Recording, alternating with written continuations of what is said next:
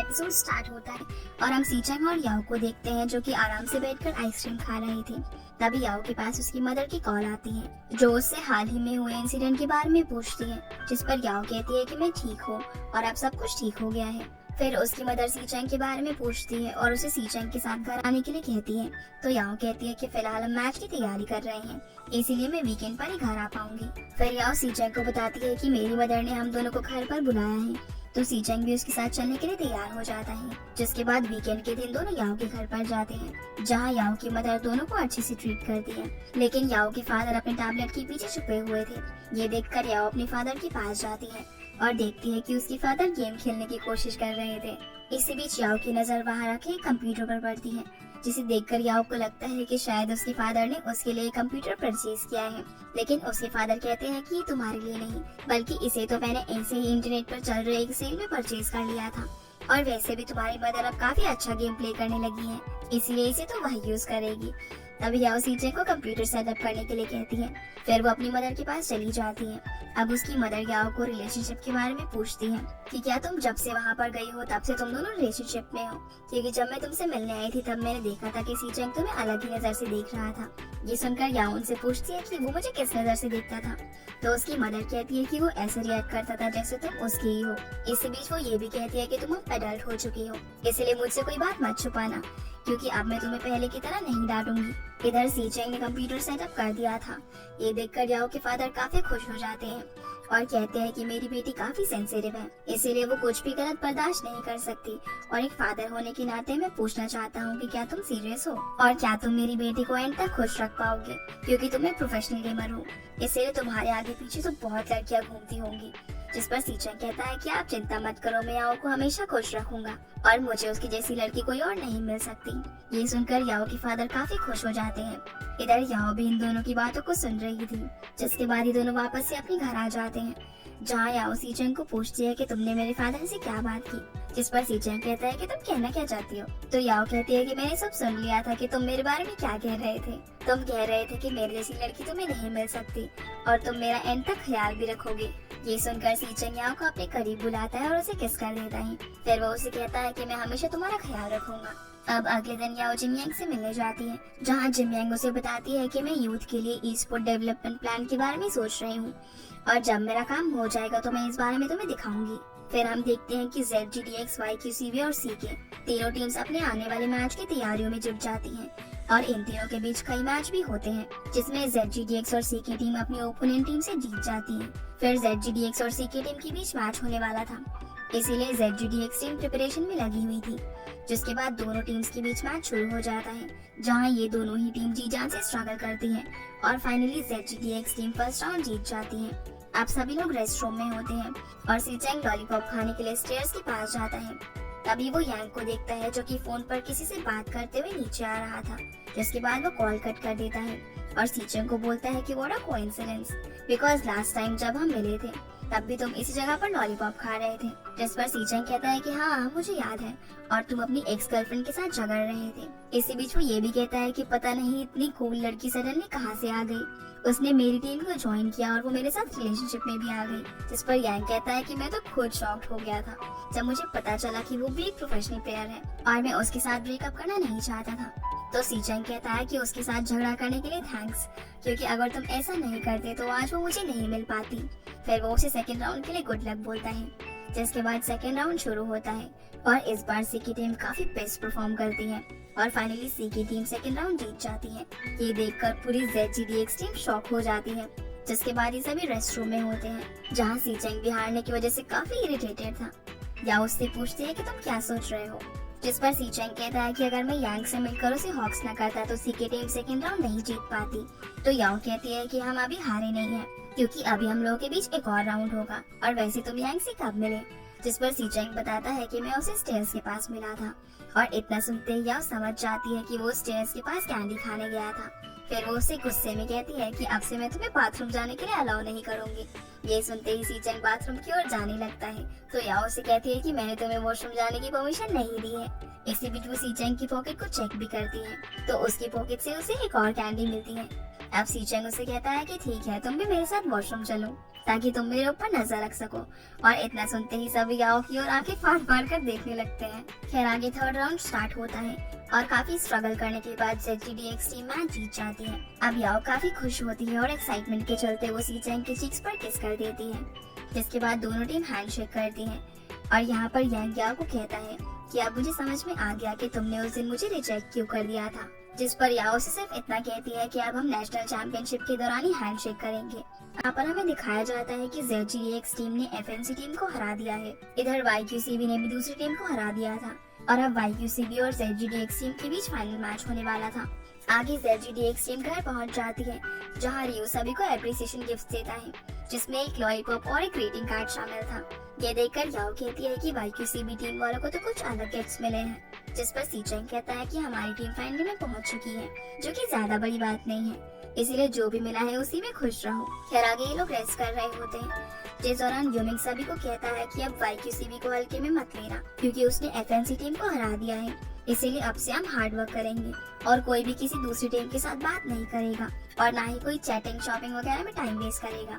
जिसके बाद सीचेंग सभी को डिनर कराने के लिए एक रेस्टोरेंट में लेकर जाता है, जहां ये लोग देखते हैं कि TQ5 टीम भी डिनर करने के लिए इसी रेस्टोरेंट में आई हुई है। फिर TQ5 टीम का कैप्टन आकर इन्हें कहता है कि पिछले साल की तरह इस बार भी बैकअप मत कर लेना और इस बार तुम्हें किसी भी हालत में चैंपियनशिप जीतनी है।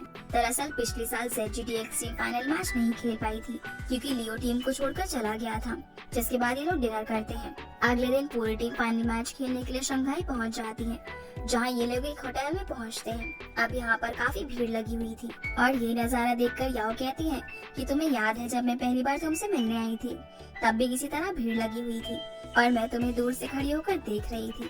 खैर आगे ये लोग लंच कर रहे होते हैं, जिस दौरान रियो कहता है कि हमारे पास अभी काफी टाइम है, इसीलिए तुम सभी दोपहर के बाद यहाँ पर घूम सकते हो। ये सुनकर सीचेंग याओ से पूछता है कि तुम कहाँ घूमना पसंद करोगी, जिस पर याओ कहती है कि तुम जहाँ लेकर जाओगे मैं तो वहीं चली जाऊंगी। तो सीचेंग मुझे शॉपिंग कराने के लिए कहता है, जिस पर याओ कहती है कि मुझे कुछ भी नहीं खरीदना। ये सुनकर सीचेंग कहता है कि अरे तुम्हारे पास ह्यूमन कैश मशीन बैठी हुई है, लेकिन फिर भी तुम शॉपिंग के लिए मना कर रही हो। जिस पर याओ कहती है कि तुम्हें क्या लगता है कि मैं तुम्हारे पैसों में इंटरेस्ट रखती हूँ और आखिर तुम मुझ पर खर्चा क्यों करना चाहते हो। तो सीचेंग कहता है कि अगर मेरे पास 10 युआन भी होंगे ना, तो मैं उसमें से 9.5 तुम्हारे ऊपर खर्चा करूंगा और बाकी के 0.5 से मैं तुम्हारे लिए ब्रेड परचेज करूंगा, क्योंकि तुम्हें भूख भी बहुत लगती है। इसी बीच याओ के पास जिमियांग की कॉल आती है, जो कि याओ को बर्थडे विश करती है, यानी कि आज याओ का बर्थडे था, लेकिन इस बात का सिर्फ जिमियांग को पता था। वो उससे पूछती है कि तुम्हें गिफ्ट के तौर पर क्या चाहिए, ज्वेलरी, नेकलेस या फिर वेडिंग ड्रेस। लेकिन फिर वो कहती है कि वैसे तो वेडिंग ड्रेस तुम्हें सीचेंग ही दे सकता है, क्योंकि वो मुझसे ज्यादा रिच है। जिस पर याओ कहती है कि तुम इस बारे में सीचेंग को मत बता देना कि आज मेरा बर्थडे है, क्योंकि अगर उसे पता चल गया तो वो मुझे कोई एक्सपेंसिव चीज गिफ्ट कर देगा और जब उसका बर्थडे होगा तो मैं उसे कुछ भी एक्सपेंसिव नहीं दे पाऊंगी। खैर आगे वो वापस से टेबल की ओर जाती है और देखती है कि चबी ने सारा खाना खा लिया है और अब उसकी हालत काफी खराब हो चुकी है, इसीलिए ये लोग इसे हॉस्पिटल लेकर जाते हैं, जहां डॉक्टर बताता है कि ज्यादा खाना खाने की वजह से उसकी ये हालत हुई है, लेकिन चिंता की कोई बात नहीं है, वो जल्दी ही ठीक हो जाएगा। इसके बाद ये सभी चबी के पास जाते हैं, जहाँ रियो से कहता है कि जब भी कोई इम्पोर्टेंट मैच होता है तो में से कोई ना कोई प्रॉब्लम जरूर खड़ी कर देता है। जिस पर चबी कहता है कि मैं मैच जरूर खेलूंगा और मुझे अभी भी भूख लग रही है, इसलिए क्या तुम मेरे लिए कुकीज लेकर आ सकते हो। इतना सुनते ही सभी उसकी ओर आंखें निकालने लगते हैं। अब चबी याओ से कुकीज लाने के लिए रिक्वेस्ट करता है, तो याओ सीचेंग की ओर देखती है। फिर फाइनली सीचेंग याओ का वॉलेट लेकर चबी के लिए कुकीज लेने के लिए जाता है, क्योंकि वो अपना वॉलेट लाना भूल गया था। अब जैसे ही सीचेंग पेमेंट करने के लिए याओ का वॉलेट ओपन करता है, तो उसकी नजर याओ की आईडी पर पड़ती है, जिससे उसे पता चल जाता है कि आज याओ का बर्थडे है। इधर याओ अपने बर्थडे वाले दिन भी काफी अकेला महसूस कर रही थी, इसीलिए बर्थडे का टाइम खत्म होने से पहले ही वो अपने लिए विश मांगने लगती है। पर तभी सारे टीम मेंबर्स उसके लिए केक लेकर आ जाते हैं और उसे सरप्राइज बर्थडे विश करते हैं। ये देखकर याओ काफी खुश हो जाती है और सीचेंग से पूछते हैं कि तुम्हें मेरे बर्थडे के बारे में कैसे पता चला। तो सीचेंग उसे बताता है कि मुझे तुम्हारी आइडेंटिटी से इस बारे में पता चला। फिर याओ उसे किस कर देती है। इसी बीच याओ दोबारा से अपनी आंखें बंद करके विश मांगती है, तो सीचेंग उसके पीछे जाकर उसे एक नेकलेस पहना देता है और कहता है कि इस साल नेकलेस से काम चला लो, क्योंकि अगले साल मैं तुम्हें डायमंड रिंग के साथ मैरिज सर्टिफिकेट भी दूंगा। जिसके बाद रियो सभी को एक एम्यूलेट देता है, ताकि सभी लोग फाइनल में अच्छे से खेल पाए, क्योंकि ये एक लकी एम्यूलेट था। फिर आगे सभी काफी एंजॉय करते हैं और याओ के बर्थडे को सेलिब्रेट करते हैं। अगले दिन इनका मैच होता है, जहाँ पर याओ काफी नर्वस फील कर रही थी, तो सीचेंग उसे चेयर अप करने की कोशिश करता है और कहता है कि घबराओ मत, मैं तुम्हारे साथ हूँ और अब हम वर्ल्ड स्टेज पर जीतेंगे। फिर फाइनली अनाउंसमेंट होती है और दोनों टीम स्टेज पर पहुंच जाती है। हम देखते हैं कि सभी टीम मेंबर्स एक दूसरे के खिलाफ बोलते हैं। दरअसल ये भी इनके मैच का एक हिस्सा है। जिसके बाद फाइनली ये लोग मैच के लिए रेडी हो जाते हैं, जहाँ सभी अपना अपना शिगामी चूज करते हैं। अब यहाँ पर हीरो पैंट यानी कि हिकाओ याओ का शिगामी चूज कर लेता है, जो कि याओ ने शुरू से ही अपने लिए बचाया हुआ था और वो खुद इस शिगामी को चूज करने वाली थी। इधर याओ के पेरेंट्स भी टीवी पर ये मैच देख रहे थे। फिर शिगामी चूज करने के बाद मैच शुरू हो जाता है और काफी स्ट्रगल करने के बाद ZGDX टीम फर्स्ट राउंड जीत जाती है। ये देखकर ZGDX के फैंस काफी खुश हो जाते हैं। इधर सीचेंग की मदर भी इस मैच को देख रही थी और ZGDX के जीतने पर वो काफी खुश हो जाती है। जिसके बाद सेकंड राउंड स्टार्ट होता है, लेकिन इस बार सेकंड राउंड YQ से भी टीम जीत जाती है। ये देखकर इन सभी की टेंशन बढ़ जाती है और ब्रेक के दौरान हियोक सीचेंग को बोलता है कि ये मैच तो मैं ही जीतूंगा और मुझे काफी खुशी मिलेगी तुम्हारे मिड सोलो और तुम्हें एक साथ रोता हुआ देखकर। जिस पर सीचेंग कहता है कि अभी थर्ड राउंड बाकी है और अब पता चलेगा कि कौन किसे रुलाएगा। खैर अब थर्ड राउंड शुरू होता है, जो कि काफी लंबा चलता है और दोनों ही टीम्स काफी स्ट्रगल कर रही थी। इसी बीच याओ कहती है कि हमें मैच शुरू किए हुए 50 मिनट हो चुके हैं और क्या आप किसी को वॉशरूम नहीं जाना, और अब तो शायद किसी का हाथ भी नहीं दुख रहा। दरअसल वो इनडायरेक्टली सीचेंग को ये सब बोल रही थी। जिस पर सीचेंग कहता है कि अगर हम मैच हार गए तो मुझे काफी तकलीफ होगी। इधर चौबी कहता है कि मैं काफी टायर्ड फील कर रहा हूँ। फिर वो सभी फ्रेश फील करने के लिए गाना गाने लगते हैं। वहीं जिमियांग YQCB को चेयर अप करने के लिए खड़ी होती है, पर ये देखकर सभी उसे घूरने लगते हैं और वो चुपचाप अपनी सीट पर बैठ जाती है। अब मैच काफी सीरियस हो चुका था, पर फाइनली ZGDX टीम ये मैच जीत जाती है और ये देखकर सभी लोग खुशी के मारे होश खो बैठते हैं और एक दूसरे के गले लगते हैं। इधर सीचेंग याओ को किस करता है, वहीं दूसरी तरफ याओ की मदर भी खुशी के मारे अपने हस्बैंड को किस कर देती है, क्योंकि उनकी बेटी ने नेशनल चैंपियनशिप को जीत लिया था। इधर लियो की खुशी का भी कोई ठिकाना नहीं था और सीचेंग की मदर भी काफी ज्यादा खुश होती है। खैर आगे दोनों टीम्स हैंडशेक करते हैं और हियोक भी ZGDX के जीतने पर खुश था, क्योंकि वो सीचेंग का दोस्त जो था। फिर वो सीचेंग को कांग्रेचुलेट करता है और सीचेंग भी खुशी से उसे थैंक यू बोलता है। इधर जिमियांग आजिया को आई लव यू बोलती है तो आजिया उसके पास जाकर उसे किस कर देता है। अब at last ZGDX team national championship की ट्रॉफी को उठाती है और सभी मिलकर सेलिब्रेट करते हैं। जिसके बाद आजिया और जिमियांग की शादी हो जाती है और किस करने के बाद जैसे ही जिमियांग बुक के ऊपर फेंकती है तो वो सीधा याओ के हाथों पर जाकर गिरता है, यानी कि नेक्स्ट ब्राइड याओ बनेगी। तभी सीचेंग उसके सामने आता है और इसी के साथ ये ड्रामा सीरीज यहीं पर खत्म हो जाती है। तो गाइस ये थी आज की वीडियो एंड आई होप आप लोगों को ये वीडियो पसंद आई होगी, तो वीडियो को लाइक कर चैनल को सब्सक्राइब जरूर कीजिएगा। आपसे फिर मिलते हैं आगे इंटरेस्टिंग ड्रामा में, तब तक के लिए गुड बाय।